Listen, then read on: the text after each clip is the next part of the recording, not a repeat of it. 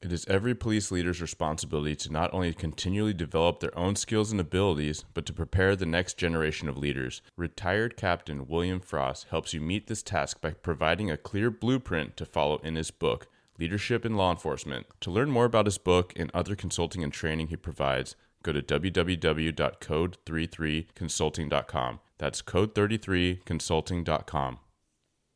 From interviews to jail calls, Ditto Transcripts delivers fast, confidential, and court-ready transcription for law enforcement agencies.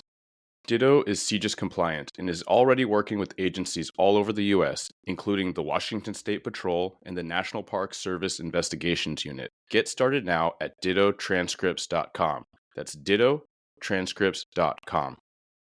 The views and opinions expressed by the host and guests of this show do not represent their employing agency, department, or organization. All information should be regarded as anecdotal, contextual, and educational, and should not be misinterpreted as legal or medical advice. Welcome to Blue Grit Radio, the podcast that explores making better cops for a better community. I'm your host, Eric Tung. I've been an active police officer since 2007. We will dive into the aspects of police culture, health and wellness, leadership, and mindset. You'll hear from experts not only from policing, but all industries as they relate to being our best with purpose, passion, and positivity. Join me as we share stories, lessons, and advice so we can all be better for ourselves, our teams, our families, and our communities. All right, welcome back, everybody. Today I have a special guest, local to the area, like being Western Washington, but also something that is going to be of interest to cops coming in for potential career development, but also, whether or not you want to take on this role in the future, it sounds like the bee's knees. Recognize like there's a lot we can learn from someone in this specialty. We call upon them all the time, and that is the cops up in the sky, right? Pilots. And today we have Anson Statema with WSP, who flies Smokey. And are there more than one Smokey? Can you help us clarify that? Yes, thanks for having me on today. We have several different types of aircraft in our unit. The ones that you hear at night, we only have two of those currently, and a third one is supposed to be coming online here, hopefully in the next couple of months. But those are equipped with an infrared camera, and those have call signs. So we number it by the aircraft. So it's Smokey 3 or 4, and then there'll be Smokey 6 in there. But those are the aircraft that you'll hear on the air. Yeah, a little curveball. It's not sequential 1, 2, 3.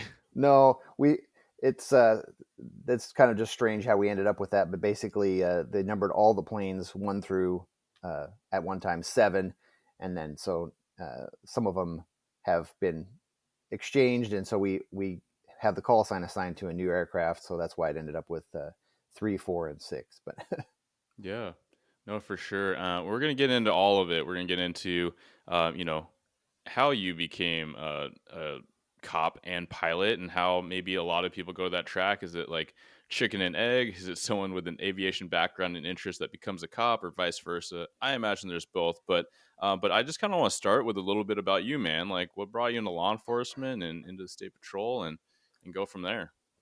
Well, I grew up, I've lived in Washington State my whole life, and I've lived all over the state at different times. So I grew up in the SeaTac area, kind of south of Seattle there, before it was even a city, SeaTac. Mm-hmm. And I always knew that I wanted to fly planes. So after high school, I went to flight school.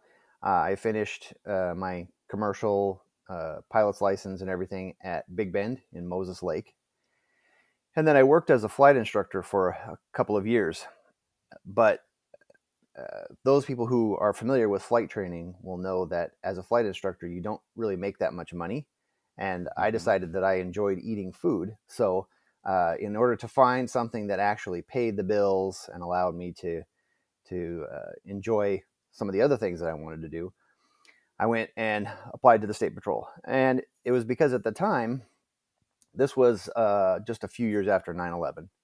And so we were still on that sort of wave of, hey, I want to do something for my country and support my community. And law enforcement was something that I always sort of had an interest in. I just didn't necessarily think that I was going to be doing it that soon. But I knew that the State Patrol was an agency that had an air unit. and there are very few of those in this state. So that was one of my only choices. And I kind of like that aspect of law enforcement, traffic law enforcement. Everybody has to drive on the freeways, and there's nothing worse than having to drive somewhere, like to Spokane or something, and thinking, man, why doesn't somebody stop all these people who are driving like idiots on the road, right? So, Yeah. yeah. It's like So always where is a cop? Even as a cop, you're like, come on. yeah. So I applied to the state patrol. I got through on the first round of what it was at that time. You would go and do an oral board in a location that was remote. They've changed the process a little bit now, and there's public safety testing involved, which is different from those days. But got hired, went to the academy, got out on the road, and was doing my probationary year. And the people in aviation knew that I was in the agency, and they called and said, "We're going to have a pilot spot open. If you want it, you can come down right away." And so I decided at the time, I just went through however many months it was at the time, 6 months or whatever of training so I could do this. I think I want to stay on the road for a little while because I don't want to go to a specialty unit and then have to come back to this and, relearn all those things. Yeah. So I stayed on the road, and I ended up staying on the road for about 10 years. And I got to do all the things that, you would want to do. I was an FTO for a while. I was a DRE for about 6 years. I was on the RDF team, which is Rapid Deployment Force. They have a different name for it now, but basically we responded with civil disturbance situations.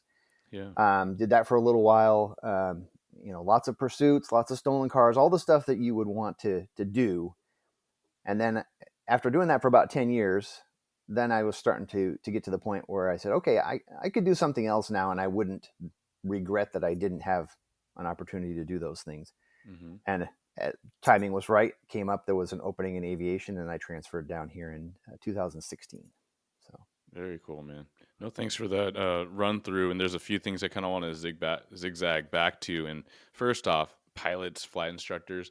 And one of my close buddies from high school, that was his track, following his dad's footsteps to get into commercial aviation and to learn about how him and his buddies were basically under the poverty line after finishing school and just trying to get their hours in working for a regional carrier, and how long until he made it with a bigger airline and actually like a very livable wage, because we always, as kids, we were always looking at like the usually as far as my knowledge, like the dads in high school, that kids dads that like were commercial pilots or whatever, or freight pilots, but by then with seniority and some tenure, like they were making good money. But it doesn't start that way. no, it does not. In aviation, there's a lot of different paths you can take, and not all of them involve the airlines. But for most every airline pilot, there's going to be a fairly lengthy period where they're really not making very much money at all. You might start out working for, say, a regional airline like Horizon or something like that, and their starting pay for the first officers is really not that good. I mean, it's something, but it's not as though you're going to be driving a Porsche around, and it can take a number of years for you to move up in that airline, gain enough experience to where you're qualified to apply to, say, Delta or Alaska or one of the other larger airlines. And even at those, it's going to be a few years before you're really making a really good wage. If you've been a captain at Alaska for a long period of time, yeah, you'll be making a really good living, but it takes time to get there. And there's a lot of time spent making your way to that point before you can get there. Yeah, for sure. And the next couple points that stuck out to me were kind of a nod to the newer, maybe junior listenership that might be starting their career or they're in the testing phase still. But you said a couple things. One is that one's more just a compliment and comment, but WSP is known to be pretty selective still. And I'd say even, in yesteryear, generations past, like high standards, very rigid hiring standards. So good on you to get in the first go. And then with that, you knew why you were testing for WSP. It wasn't just arbitrary, right? It wasn't just like, I don't know, they do this stuff, which I think is so meaningful, especially when people know they want to do this job, but everybody and their mom is hiring. well, still, like, you should really know why you're testing for the agencies you're testing for. And some recruiters say, yeah, test for everybody. And especially if, you go to a site and they're signing you up for free. But I still think that it's more prudent probably to focus on your 3 to 7, because then you're doing all these packets and it's just like, you're going to miss deadlines probably unless you have like no obligations or full-time job or family at the time. And so just like focus on what you want and know what it is, because if everyone actually does that, we'll probably be able to fill seats a little better than competing for all the same people. Yeah, absolutely. And particularly in law enforcement, there's definitely sort of tracks that you can pick. Agencies like WSP were oriented towards primarily traffic law enforcement. That's not to say you're Hmm. not going to still do some of those things, but if you are of the mindset that that's going to get annoying or old for you real quick, then you should not not go to work for Yeah. WSP, Yeah. because you have to have that desire to do that long term, day in and day out. And some people like that. Other people do not. And I can't overstate the value of doing ride alongs with every potential agency that you could want to work for.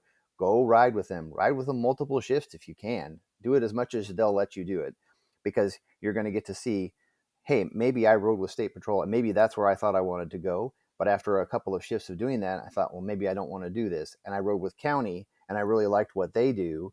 Or vice versa. Maybe you went, with Vancouver PD and you said, wow, I don't this is not what I thought it was going to be, and I'd rather do the State Patrol thing.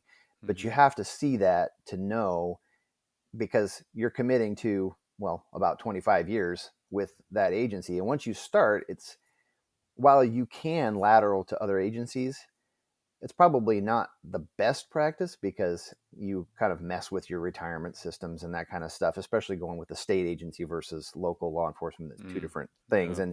And so it's best to know, this is what I want, and I'm going to go for that.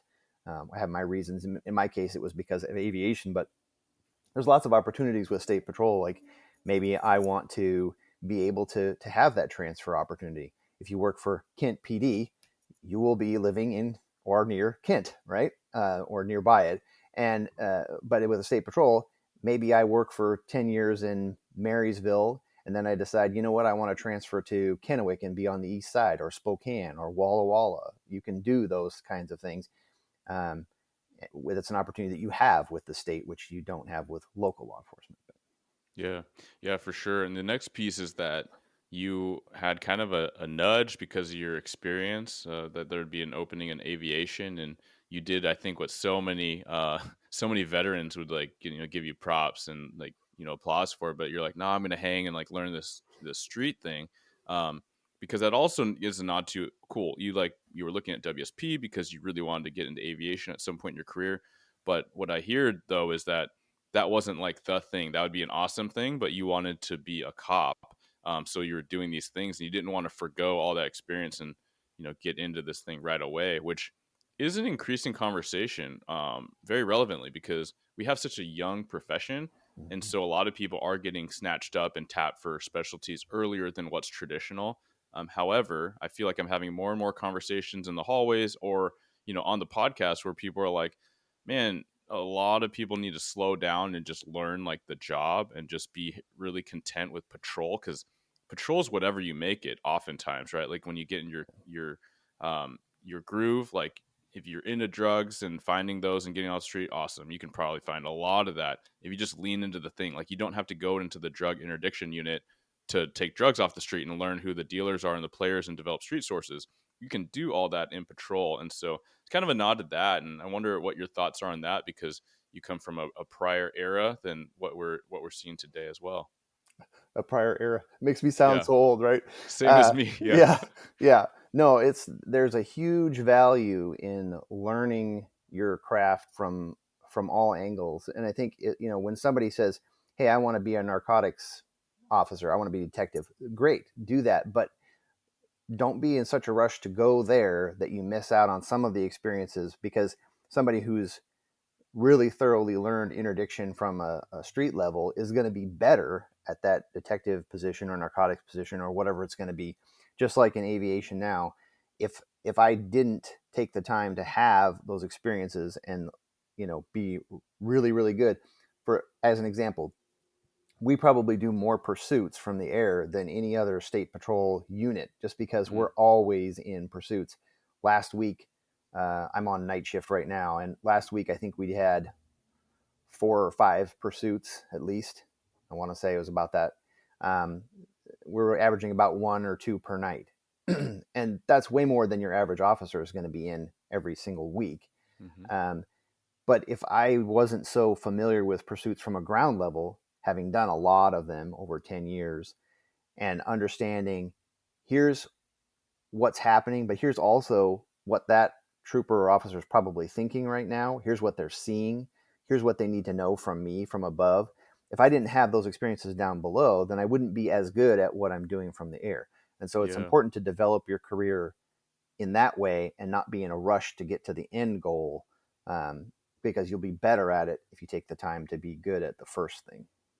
Yeah. No, that's a huge point that I think is worth like kind of marinating on, because if people are like, well, I don't know, because specialization is important. Yes, it is, but it's an and like it's an add on, because why why do we get more from oftentimes like law enforcement firearms trainers than just like a competition firearms trainer? And I'm not saying you can't learn something from those people, but the context Mm-hmm. is different. And so I think what I'm saying is that when you get to a certain level, we do have conversations about looking outside of the industry, but when you have the brass tacks of you are interacting directly and communicating directly with your teammates on the ground, but you know what their constraints are, you know what their environment looks like, what they're dealing with because you've been there. It's a lot different than if you just plucked like a private pilot out and just had them start working as a contractor for WSP. Like they wouldn't be able to comprehend a lot of the dynamics until a long, long, long time of doing the thing. Yeah, and that's you hit on something there that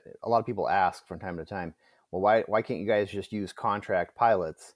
Hmm. There's a couple of good reasons. Outsource Yeah, with a well, union. because what people are really asking is, I want to do what you do without putting in the work Ah, of being the trooper first, right? ah, yeah. Hmm. But there's a couple of reasons. One is, uh, I'm also I need to be commissioned law enforcement because I'm passing my view of probable cause to you on the Hmm. ground. I'm telling you, this is what I saw. You can stop that car now, or whatever the case may be. Stop that person on that sidewalk. That is the person that I saw do such and such a thing. And that I have to be law enforcement for that to work really the same way. Whereas if I'm just a witness, a civilian witness, I can still tell you that I saw that thing, but you're probably going to have to find some other stuff to back that up before you really Yeah. have something to go on. So Hmm. I have to be commissioned law enforcement for that reason, but also because I need to understand all that. And it's not just vehicle pursuits. I mean, we do a lot of those. But say um, an agency like Kent PD calls and says, "Hey, we had a armed robbery here. Come look for this person." Okay, so I maybe have a 6 block perimeter or something like that, and I'm looking at it from above, and I start to think, if I was that guy, what would I do? And based on my experience, I might say, "Hey, that looks like a good route right there. Maybe he went that way, or maybe he's hiding there." And it doesn't always work, but a lot of times we find that the experienced law enforcement officer up in the air is going to say, "I bet he's there," and they look, and sure enough, the guy is there. Hmm. So there's a lot of aspects to it that come from, I understand what this job is and how people think and what they're going to do next and what you're needing on the ground, and because of that, it makes me better in the air. Yeah, so let's stay on that topic because we learned about how you got into aviation from your track and a little bit about you. So, like, now that you're a pilot, I think and speak on behalf of what a lot of pilots like, what are some things that generally will help you do your job up there as we're scrambling down below? Well, the first thing is that you need to understand a little bit about how we operate. So, air support, the way we do it, we have it's a fixed wing aircraft, so it's not a helicopter. And that's something that a lot of people don't know. Mm-hmm. Um, Around this area, we don't have a lot of aerial support for law enforcement. It's on a regular basis. It's pretty much going to be us and King County's Guardian One, and those are the only 2 units that are really regularly flying. We operate a little differently in that because we have a fixed wing aircraft and we have more loiter time that we can use. So we go up and we look for trouble. We're patrolling around and we're looking for the people who are driving 120 on the freeway. We're looking for cars that might be weaving all over the road. We're responding to 911 calls ourselves. So somebody on the freeway or highway says, hey, I see a car. This might be a DUI driver. We'll hear that call and we will go there and look for it, even when there might not be a ground unit nearby. And if we find it, then we're going to start saying, hey, we see the car. This is what it's doing right now. I can give you real-time information, not just from a 911 call where there's a delay. I can tell you where he is right now and guide you into it. So we're out looking for that kind of stuff. And that means that we're closer when something else happens, like a pursuit or a robbery or a foot pursuit or whatever it's going to be. So when we are responding to that, there's a crew of 2 on the plane. There's me in the front flying, and then I have a camera operator in the back seat who is operating the infrared camera. So that person is usually going to be a regular road trooper, because we don't have enough staff to have full-time camera operators in our unit. Sometimes I use one of the other pilots and we trade off who's doing it, but most of the time at night, it's going to be a trooper from the road, and they come down. We train them on how to operate the equipment, and they might come down and fly with us for a week or 2 at a time and then go back to their crew. So it's a nice break for them. It's a little harder to maintain proficiency. So there is some of that, and we have to spend some time making sure everybody's up to speed on things. We would like to have full-time operators, but it's the constraints of where we're at right now with manpower that we just don't have that. So that person's going to be part-time in the back. So your question was about like how am I doing all that? So I'm basically controlling the airplane in the front. I'm talking with air traffic control because we operate around SeaTac and all kinds of other busy airports. I have to watch out for air traffic. I have to communicate at what altitude I'm at, all those kinds of things. So I'm doing that from the front. I'm also listening to the patrol radio traffic because my backseater is the one who's operating that radio. And they're talking directly to the ground units. So I'm monitoring what they're doing and keeping track of where do I need to put the aircraft. Say in the example of a vehicle pursuit, I'm looking out the window and keeping visual on what's happening down there, and then checking around for other air traffic, maneuvering as I need to keep that vehicle in sight. Maybe there's trees along the road and I have to get closer to it, or maybe it's going to make a turn and I have to make a maneuver so that I can keep it in sight. All those kinds of things are happening. So there's a lot of coordination between the front and the back. While they're talking to ground units and operating the camera, we're communicating about, here's what I need next. Oh, I'm going to turn because he's going to do this. Oh, he's slowing down. Get ready for a foot bail, that kind of stuff. So, Yeah. And I think one thing you said kind of like evokes this thought I have, which is that after working some time, even in your your tense moments down on the ground, you're like, why are we losing visual? Why is like the aircraft non-responsive? And it's because like if people, and I'm not an aviation guy, so that's why you're here, but like if people are recognizing like how a helicopter or how a small plane, fixed wing, right, aircraft flies, like you can't just like start and stop on a dime and do these like quick pivots like a car would, right? And so now when you're talking about, you're literally looking out the window and then you have a separate person operating a camera to try to get a visual, like that doesn't pan around so easily, just like a video game or like you do on Google Maps. Is that correct? Fair to say? right. And there is a lot of technical expertise that goes into operating the camera. It's a very good camera. We have actually 2 different types of cameras on our planes, but they all work really well, and they have infrared capability. So essentially, it's not exactly like night vision, but basically what it is they're going to be able to see if that person is hiding behind the bushes over the side of a building, or even if they go like inside of a garbage can. After a while, they'll start to warm up the outside of the garbage can. You'll say, why is that can so hot? They're hiding in there. So we can follow people on foot. We can follow vehicles, even if they black out at night. That's a common thing where they'll turn off their headlights in a pursuit. Doesn't matter. We can still see you. But they still have to be where they can see that vehicle or person. If I get too far away, or if I'm at the wrong angle, or if there's obstacles in between us, they're still going to lose sight. So I have to be maneuvering in order to keep that working. And it's really a teamwork kind of a thing, which is why it takes time to learn how to do all that, juggle all those things at the same time, and be communicating on the radio as well while we're doing it. Yeah. Are there any pet peeves that stick out to you and your unit from patrol officers on the ground, and then we can flip that. Not You're not just venting, but it's like, no, let's be mindful of that, so we're not doing that quite so much, or we can curb our communication or behavior so that it is more helpful to get the information that you need. Well, if I had a pet peeve, now this is primarily our own agency, so I don't hear this as much from other agencies. But say for our own agency, I'll hear guys, and you can usually tell they're not always new, but a lot of them are new, and they'll get on the radio and they say, "I have one taken off from me," and then they don't say anything else. Where are you? Tell me Hmm. more information. I need to know where you're That's at. a fair response for any agency. I Yeah, think like sergeants would yeah. agree everywhere. Exactly. Yeah. Give me some information. Tell me what's happening. Communicate clearly. Communication is really my big thing, my big pet peeve, if I have one, is that a lot of guys don't think about what they're saying and how they're saying it. Um, and that makes a huge difference in, if a guy gets really excited and jumps on the radio, and we've all heard it, all of us in law enforcement anyway, where somebody gets on the radio and just from the tone of their voice, that something is bad is happening, but Hmm.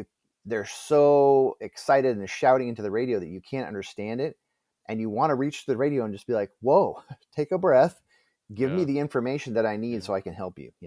But yeah, getting excited, not communicating clearly what's going on, where are you, what do you see, tell me some information, but the information that I need. Don't give me extra stuff like things that aren't going to help. I just need to know what's important.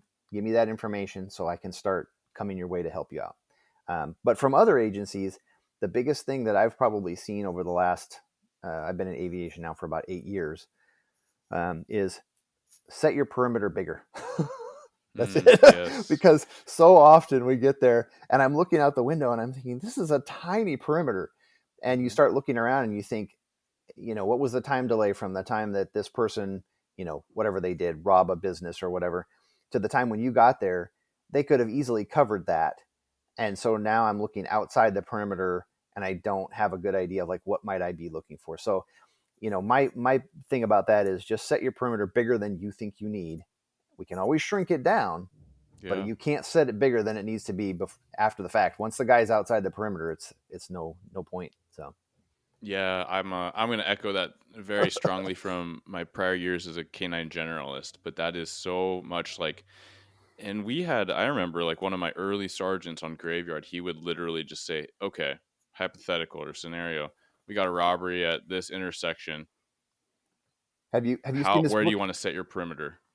I've, Oh, apprehending fleeing suspects. He's holding up a book. Yeah, this is Apprehending Fleeing Suspects by Jack Shanley. He is retired LAPD. He was a canine handler, and then he went to their air support unit. So he wrote this Mm, book. I probably should get an endorsement for holding it up in front of the camera now. But right. Yeah. uh, if you check out his book, he has some really good, very simple, but very good tips on how patrol units can interact better with both canine and air support in terms of um, both vehicle pursuits, foot pursuits, containment, all that kind of stuff. And it's really good. It's a good resource. I've Yeah. actually wanted to he does go travels around and he gives that training, but I wanted to kind of come up with something that's similar to that, but adapted specifically to what our unit does of like how best to work with Smokey. But I don't know. We'll see if Yeah. that ever happens. No, that's super cool. But these are things that any work group can practice, like literally in the briefing room, and or like just think about this, like think about how long or how much ground. Let's put it this way: how much ground can you cover at a brisk walk, just walking like just straight up down the street, like by the strip mall, down city blocks. Okay, now think about running. And yes, like some suspects conditioning isn't the best, but also adrenaline and also illicit drugs can do a lot for human performance for a short amount of time, like Oh highly yeah. motivated people, right? And so think about how much ground you could cover if you were highly determined and wanted to get away and evade where you Oh would yeah. hide, right? Where these like hidey holes are. But then, yeah, the distance. So when you're setting those containment points, yeah, go wide. And I will just also insert, I think too commonly, a pet peeve from back in canine days, but also just maybe just today or just ongoing is like people wanting like another spot, because someone will call out a bunch of spots, maybe, hopefully. And then other people are like, hey, I need a spot. I'm like, just drive until you don't see a cop car, and it makes kind of sense, and then put yourself there, maybe Yeah. MDC, Yeah. keep the radio clear for a little bit. There's a lot of hacks so you can be helpful and then not just tie up Yeah. the air unnecessarily. Yeah. The other thing that we see a lot of is, and again, it's not just our agency, but any agency that has a lot of um, new people on it, you'll see it a lot. You get there, there's a perimeter set, and we're starting to look, and everybody's waiting because they know if the guy's hiding in the bushes over there, Smokey's going to see him, Hmm. and then we'll say, okay, I have a hot spot over here at some certain point, and people start going there. Like, no, Mm. stay where you're at for a minute. Yeah. I'll walk the canine into that, but and not everybody needs to go over here because then you're going to leave holes on the edge of the Yeah. perimeter. But yeah, so it again that's something that we work with our camera operators on, is how to relay it, and maybe you say, okay, the unit that's on the corner of such and such streets, I want you to move to this location because you're going to be able to see this spot, Hmm. and then just stay there and make sure that you're holding that area on the perimeter, and then we're going to walk the canine in, rather than, hey, everybody rush over here. Yeah. It's like the little kid soccer team that like everyone just Yeah. goes, end to end. And Yeah. I think that's a thing that's not today. It's always been a thing that, veteran cops will say about younger cops, but it is a learning process where you have to trust the team. And there's a reason why we all fan out. And if you have a potential hotspot, yeah, let's cut a couple people to investigate, but keep everyone else out, right? Um, we If you've been working long enough, times where air support says they see a hotspot and they are not saying that's the guy. Like it could be a different guy, or it could be a water pipe, it could Yeah. be a coyote, like these different things. So let's not all break from what we're doing Yeah. in case that's not the thing or the person. Actually, And around here, it's yeah. very, very common that it's an anthill. Mm. I never knew that anthills irradiated infrared energy until I started doing this job, because frequently you'll look in the woods and you'll see something and you're like, well, I can't make out what that is, but it's emanating energy like a person would do. Go Hmm. check it out. And it turns out to be an anthill. Um, Yeah. but it looks just like a person would look if they were hunkered down under a brush, a bush or some kind, or in the grass or something like that. It looks just like that. So, but I always tell our guys, don't second guess yourself. Yeah, maybe you've directed the canine team to 3 anthills in a row. That doesn't mean that the fourth one isn't going to be the guy. You got to check out those spots Yeah. and have them look, even if they have to. It's annoying that you're guiding them to anthills, but at the same time, if they're not hot on an active scent, they need. You can tell them, go check that, and maybe it is the guy. Because Yeah, sometimes it and you is. said something key there, is that like you are relaying the information, and you said, if they're not on active scent. So it is incumbent on the handler and the to relay to the people on the ground. He's like, sometimes this has happened where the air support, well meaning, is like, hey, I see something. And you have to let them know you register that, you hear that, and you're gonna keep working this thing, right? Because the dog is doing what the dog does, and really the handler can speak to that, because there have been times where, yeah, air support is right on the money. Like that was the guy. And then I've also seen, and personally, sometimes where more circumstantial than anything, where we were on a track and air support said, hey, you're following 2 people down the hill. That's not them. They did not leave the car. But what happened when you watch the video back was they broke. There was behind a building when they were circling around. This is not your agency, and this is not judgmental. Like it was really a really tough time, that a really tough night for me. But ultimately, when I pulled my dog off of that track, we had guys at the bottom that stopped him, and we confirmed it was them anyway. So frustrating for a canine handler, but we got the suspects and we had enough evidence to tie them in. But it was a good learning point for me, just to be like, I mean, in canine circles they say trust the dog, but it is like trust the team. Like we all have a piece of it, and we all communicate, as you point out so well. If we all communicate effectively, we'll figure this out as best we can. Yeah, and it comes back to that communication piece of saying exactly what you mean. Whereas sometimes with new camera operators, they'll have a tendency to be like, "That's your guy," or "That's not your guy." Like, do you know that for sure? What you should be saying is, "That is a person who I saw come from here. I don't know if that person is related or not. Have a unit down the hill, stop them and check them," or something like that. Or Mm-hmm. that person there, definitely came from here, but I lost sight of them around behind of a building, so I'm not 100% sure that's the same person, or something like that. You communicate clearly rather than telling them this piece of information. We've had it in the recent times. I can think of at least one time where there was a vehicle pursuit and the camera operator lost sight of the car, and they thought they were looking at the same car, but it was not the same car.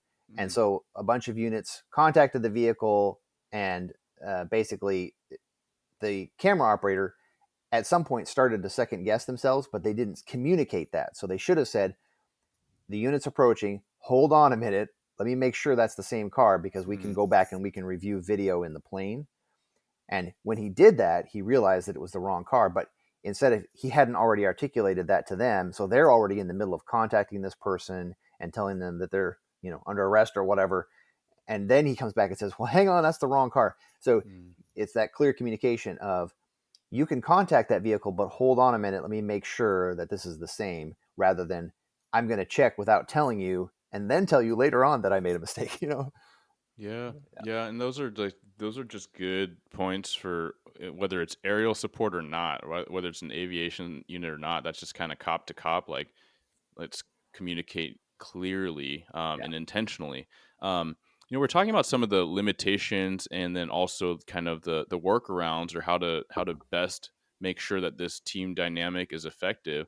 I wonder if you could talk a little bit about kind of pros and cons of different types of aerial support, and then also bring in the conversation of UAS, like drones or drones for first responders. Yeah, everybody's really excited about drones, and they do have their place. Um, Recently, the legislature came and they wanted to know, if we could use drones to do what we do. And so we had to talk a little bit about the capabilities of the drones that are commercially available right now. As an example, recently we had a pursuit that went from Federal Way to Ellensburg and lasted an hour and a half. There is no drone that's going to do that. There isn't. And even if you had a drone, I mean, the kind of drone that you'd be talking about, or UAS you'd be talking about, that would be able to do that kind of pursuit, is more like a Predator. We don't have that kind of budget. Not yet. Not yet. So, but also you cannot fly a drone or UAS like that inside of Seattle, their surface area for the airport. They're just not going to let you do that, because you can't, as yet, it's difficult to operate those kind of drones just like a plane. So in other words, I don't have a way to communicate to a air traffic control facility directly from that, like I would if I was literally flying a plane right there.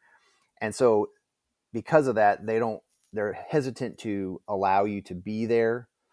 And that hinders, following a pursuit. If it's going to go into that airspace, then we would have to break away and probably lose sight of it. Whereas if I'm flying a plane there, I can ask, do you have any traffic? Can I cross over this way? Yes. And there's a direct communication there. So that's one reason. Another reason is, though, that the kind of drone that we would need to follow a pursuit for an hour and a half all the way to Ellensburg is not going to be very affordable. They're thinking in their heads, oh, well, you can go buy a drone for, $300 from wherever. It's not that kind of a drone. Yeah. But so I think there's definitely a place for them.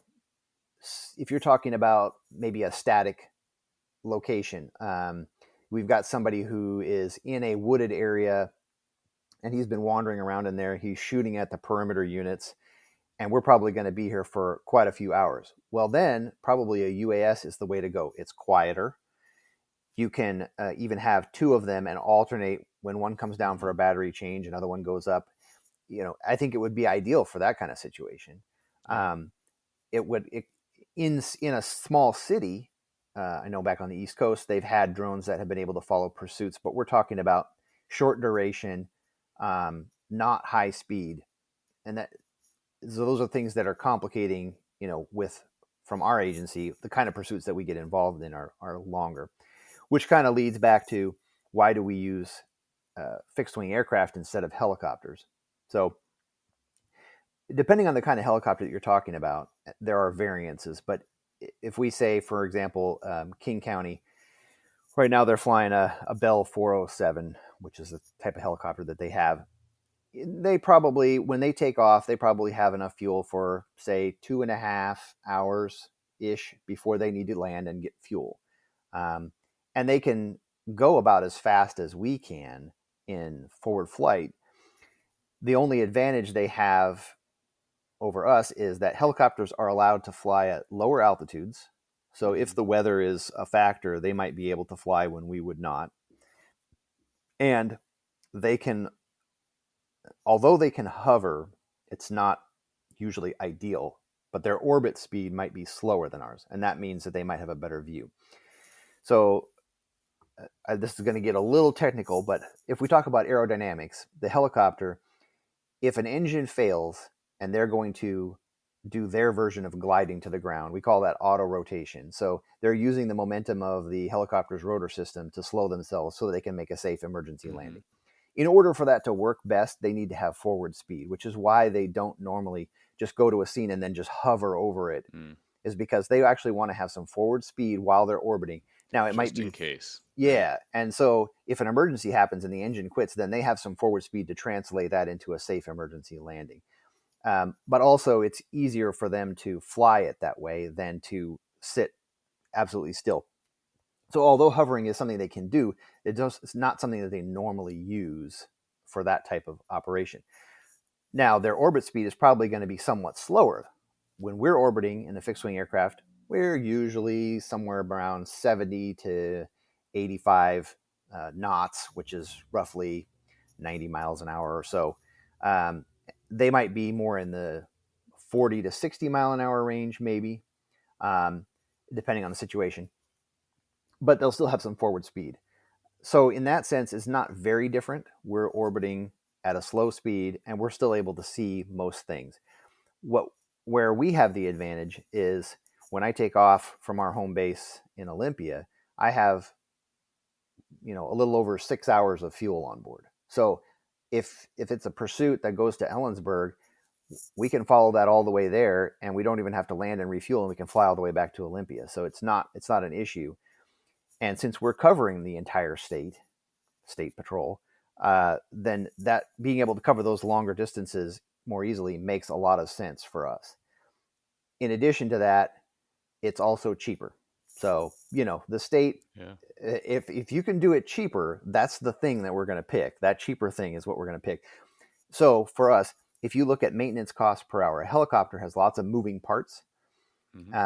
If you fly for an hour, many helicopters will be somewhere in the range of, let's just say, $700 to $900 per hour, roughly, somewhere in that range. A larger, more complicated helicopter, like with the Hueys that they use for Guardian 2, I think is what they call that one, when they're doing search and rescue stuff, those might be $1,600 an hour. It depends on the model and so forth, but that's including your operating cost of the actual aircraft, the crew that you're probably got on board, fuel, and all that kind of stuff. What does it cost to operate this thing? And the maintenance hours are included in that. When we're flying with the fixed-wing aircraft, because we need less maintenance per flight hour, and that maintenance is usually somewhat cheaper as well, we're burning less fuel. It's a different type of fuel, but we're burning less of it. So our operating costs are more in the 350-ish range. And so we're quite a bit cheaper than a helicopter. And that's another reason why we use fixed wing as opposed to having a helicopter. I wouldn't mind seeing us have a helicopter as part of the unit as an option. But right now, that's not going to happen because our budget is always set by the legislature through the state patrol. So we have to go with the cheapest option and the most economical way of doing things. So yeah, I mean, we got to be fiscally responsible. This is the money of the people, and That's it. so I think most people can resonate with that. But no, thanks for walking through that because I did have a curiosity on that. Why this versus that. I had my own perceptions over speed and covering different parts of the state, kind of going outside the county and freeways. Kind of travel speed and the application. But yeah, you walked through it in a pretty holistic way. So appreciate that, man. I want to try something because you do have experience beyond aviation, as you kind of Mhm. alluded to super quick in your background. But because of the listenership being anywhere from, pre-hire to like, veteran officers, and kind of some insights that would help like kind of just general officers as they keep in mind whether they're a trainer themselves or whether they're just kind of getting their um, kind of getting their boots dirty for the first couple years. So um, FTO, what comes to mind from your time, like uh, whether it's guidance or pet peeves or things that a lot of the listenership could probably benefit from, and your insights there? I had a lot of fun doing it. Sometimes, as you know, it can be frustrating. It can be stressful. Mm-hmm. You know, Very, yeah. oh yeah, Yeah. you want those. We for our agency we call them cadets, but um, Oh yeah. the new troopers, the new officers, you want them to be successful, but it's in many ways it's not unlike having uh, kids, teenagers. Mm-hmm. Mm-hmm. I can't do everything for you. I have to. I can show you. I can I can tell you this is the best way to do that thing, but at some point there's a step where you've got to do it yourself. And even if you do it a different way than what I would necessarily pick, as long as it's a safe way and a correct way, that's okay. I might not, that might not be the way that I want to do it. But if you've done it legally, safely, and you reached the end goal, okay, then that's the way that you pick to do that thing. But it, it's also satisfying in a way, because when you get to seeing somebody who is putting it all together and they're doing a good job, and everything's coming together for them, and it's starting to click, and I get this now. Maybe the first time they write a search warrant on a vehicle or something, or they really put something together that they didn't see before, and they can come to a conclusion and be like, oh, I've seen that now, I know what that is. And that's what really satisfying, to see them graduate. um, One of the things that I saw a lot towards the end of that time when I was doing FTO was that the new troopers that were coming out, they they weren't as comfortable communicating face to face. Mm-hmm. And that could be because they were younger, but also this newer kind of generation, they're just more comfortable. They always wanted to, well, I'll just email them this, or I'll text them that. And like, Yeah. no, we're just Mm-hmm. going to go over there and talk to that person. Like, we're going to talk face to face, you know? And so there's a lot of value in that. I like to see when people come like, I'm going to get into law enforcement. Nothing against the guy who's, 19 and a half. And I'm like, yeah, I'm going to get hired, but so little life experience. And I Mm-hmm. like to see guys who maybe have done a few different kinds of jobs. Maybe I worked construction. Maybe I worked in a factory. Maybe I did, whatever, customer service someplace. I don't care what it is necessarily, as long as you've had a chance to get some life experience, talk to people from different backgrounds, and understand that, I can relate to all of them in some way, even if I don't, even if I don't live the way they do. I have some way of relating to them and developing that connection, even if it's just a little one, so that now I need to go get a statement from them, or I need them to talk to me for a few minutes. I can get them to do that. Because if you're all stiff and uncomfortable, and you don't feel like you can, I've never talked to someone like this before, you're just going to amp them up. And Mm-hmm. so I like to see guys coming in who have a little bit of experience doing other things. There was a couple really good guys that I worked with, who had previously been like an electrician and a plumber and stuff like that. And you're like, wow, that's really cool. I mean, that you have those experiences, and now it made them so much better at what they did. Even though you would say, well, that doesn't have anything to do with law enforcement work. It doesn't need to. It Yeah. was a thing that they would use to be able to talk to people who weren't like them at all, and they could get a statement from someone, whereas somebody else might come in there and just get rebuffed, and people wouldn't talk to them. So just Yeah. that thing where if you see guys who have experience doing other things, life experience, they make, in my opinion, better officers than somebody who is really excited about law enforcement but doesn't know anything about the world, kind of. No, that's super fair. It's like I think a quick summation would be like find, lean into challenge, and stay the student, right? It's something I'm working on. The I think at the time this is recorded, like the newsletter is kind of like back to school, because we're kind of talking at the end of summer, and it's this Mm-hmm. this continual nudge, like we should all continue to be a student. You're talking about actual student officers and being a mentor, and that's something that I'm sure most of the listenership will value, is the concept of mentorship, and how, if you're listening and spending that much time listening to this type of content with people that are very very positive, focused, and constructive, and talking about mentorship and leadership and wellness, then yeah, you're probably one of those people. So recognizing there's so much that you can do as part of that to stay a student and then help those around you just kind of up level.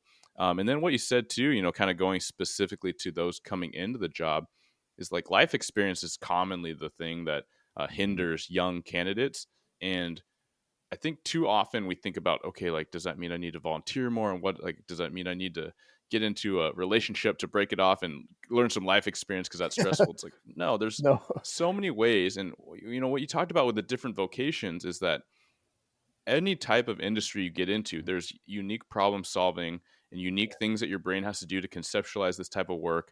I had an example where I was working with a candidate who was in security, and like, cool, security is a common perceived like good entry level into law enforcement. But this candidate was not in any kind of environment to promote or take on more responsibility. It was very much like an observe and report, and um, she wasn't challenged. And so what I nudged her to do is like, hey, if you, unless you like love this job, and you're not interacting with a ton of people at these types of sites you're working, you're kind of just standing there and radioing stuff in for the cops to come like one day.